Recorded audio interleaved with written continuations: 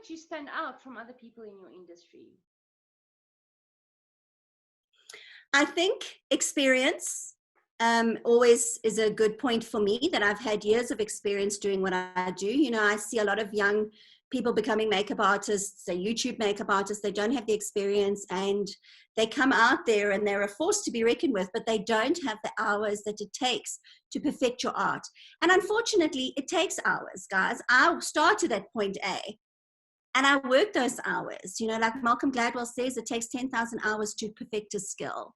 And it's so true. So, you know, you have to give yourself that opportunity to create the experience.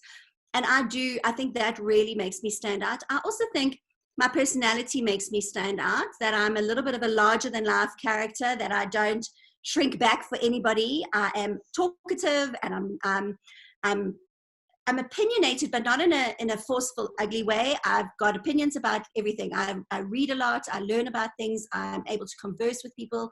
But I am extremely kind. And I think if anyone was to describe me, that's the word that I want them to describe me at. And people resonate with kindness. They resonate with feeling like you understand them and that you've got what they are about. And that filters into every aspect of my business, whether I'm doing makeup for a bride. I'm kind. I understand what she wants. I understand her feelings on the day. I'm there for her. And I do that in every aspect of my business. And I think that's what makes me stand out, but also that I'm an extremely hard worker. That's important. Hard work Yeah. pays off. If your friends were to describe you in one sentence, what would they say about you? Talkative, hardworking, kind, thoughtful. I'm trying to think if there's a negative. I don't think they would think of a negative. I've got such amazing friends. Very, very friendly, but very hardworking. I always work because I love it. I love what I do. So it doesn't really feel like work, but yeah, I think they would say I'm very loyal. I'm very loyal. Yeah. My next question is actually linking on what you just said, that you are always working. We can't always work. We need to, do some stuff and do some other stuff. So what do you do when you are not working? I finish Netflix. I watch everything on Netflix. I love Netflix.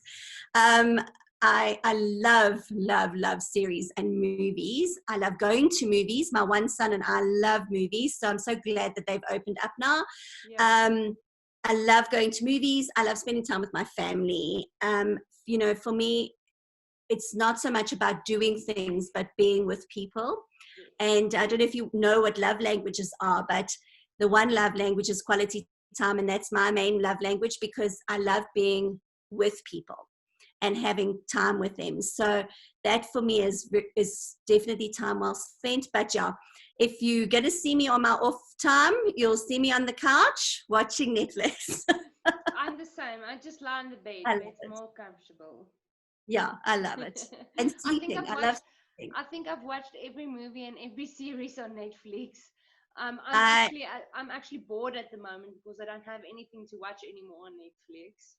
Well, I'll give you a list afterwards. Yes, please what I've do. watched. Please do. I know that you say you would like to go to Hollywood and do makeup and so on, but where would you go other than Hollywood, and why would you want to go there? There's so many places I want to go in the world, and I'm really a rebel. When people say you can't do something, then I really want to do it. So this year, with closing the borders, now I'm really frustrated because now I really want to go, because I've been told I can't go. But I would, my husband and I would love to go to Bora Bora. That's our goal, to go to Bora Bora. It's really difficult to get to. It's quite expensive, so I'm not sure when we'll go. But that is our goal, to go there. But there are so many places I want to go still. I went to New Zealand in January. I was very privileged to be able to travel before the lockdown hit us. And I'm very grateful for the opportunity. So, but there's so many places I've still got to go in this world. But yeah, I would say Bora Bora for fun. I would like to go to Amsterdam one day. Just go to Street, Baliki Street. Just once. I just want to go see what the hype is about. What the hype is all about. Yes. I want to see if it's really that bad as they say it is. If you could give yourself, your younger self, one piece of advice, just one piece of advice, what would that be? I would say to really not care what other people think of me. That's I think we so, give so true. so much attention and value to other people's opinions of ourselves.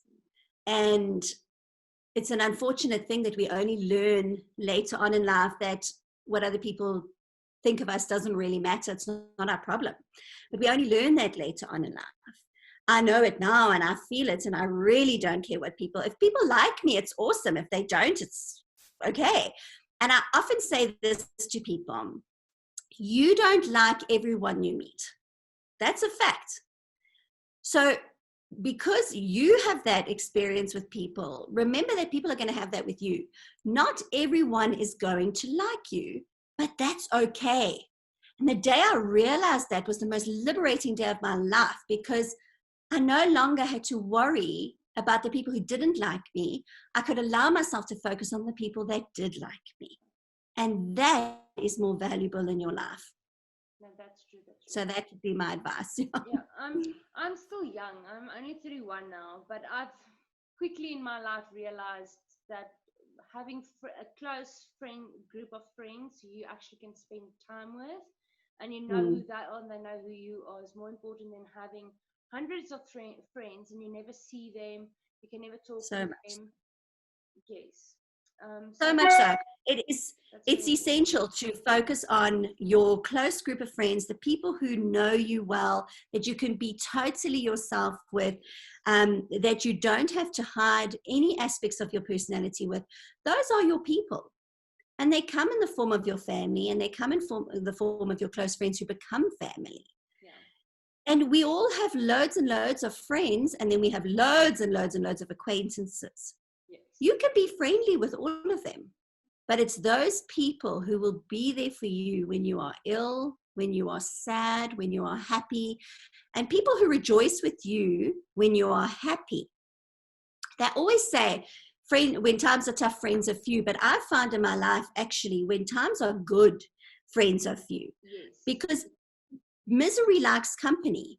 Yes. People like to see someone else struggling because they feel like, oh, well, if she struggles, I struggle, we're the same. Yes. But when you do well, when you enter a beauty pageant and you do well, or when you do well in your business, or you open up a new business, who are those friends that are there at your launch? They're supporting you. They're buying your product. Yes. They're happy for your success. That shows true friendship for me, because if you can be happy for someone when they succeed, it means that you are secure in yourself and in your friendship with that person. So yeah, I always say, watch those who don't clap when you win. Yes. No, those are not your friends. Yes, yes. I've lost a few friends over the past 4 or 5 years because of that. But were they really friends to begin with? No, they weren't actually. That's the question. Yeah. Yeah, yeah. And this is how you. And that's okay. Yeah, it's okay. It's fine. It's fine. I've got 2 friends. Go. 3 friends actually, where I can actually say that are my friends. I can share anything with them. The rest, I would just say, hi, how are you? And we'll have a chat. But other than that, I won't really share anything with them. And you know what? How blessed you are to have those friends. Yeah. Those are a blessing. So yeah, that focus on being popular and having loads and loads of friends, it's really not necessary. No, it's not. Like on my business page on my Facebook, I would chase my likes and all those things. But with my friends, I really it's different. Yeah, business is different. Yeah. Okay. What is the one thing that we would not know about you by just looking at you? If you walk down the street now and someone says hello, and what would I not know about you? You wouldn't know about the devastation that I've gone through in my life, losing my first son. You wouldn't know that I adopted a son at 3 weeks. He's now 16 and a half. And then I had another son, and I did all of that in 13 months. I lost a son, adopted a son, and had a son in 13 months. And that was an extremely, extremely trying time in my life.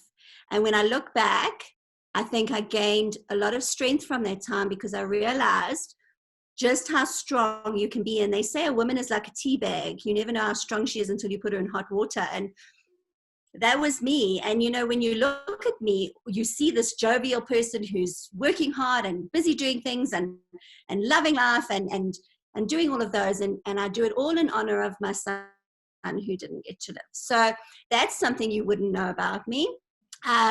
That I honor my son with living my life to the absolute fullest that I can. And I think we've all got someone we love that we've lost that we can do that for. So, you know, when I say to youngsters, like, if you're going to do something that's detrimental to your health, whether it be drugs or alcohol, whatever it is, please think of that person that you love that you've lost. Think of them and ask yourself, are you honoring them with living really a good life? Are you honoring yourself with what you're doing? Yeah. So I think if you saw me, you wouldn't have any idea that I have struggled in my life. You would simply say, this woman's probably had it really easy and that's why she makes a success of things. But actually, it's the difficulty that's pushed me and spurred me on. I think most successful people have had some sort of difficulties and obstacles in their life to actually overcome before they get successful. If you go look at Bill Gates, Oprah, all of those people, they all had these difficulties that they need to overcome. Absolutely. And I think it builds a strong character. It does. Yes, it does. Yes. And your character is everything, Hem. It's everything. It speaks. I always say, if you promise to do something, do it in the same vein in which you offered it. It shows character. Yes. Don't say something and don't keep to your word, and don't lie, because once you're caught out in one lie, not a word that comes out of your mouth will be believable again. Yes. And in this industry, we get a lot of that. Yes.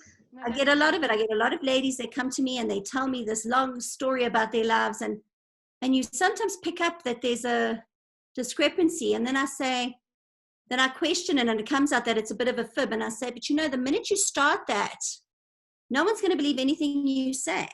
So rather be truthful. And it's going to take you a long time to actually start trusting that person again.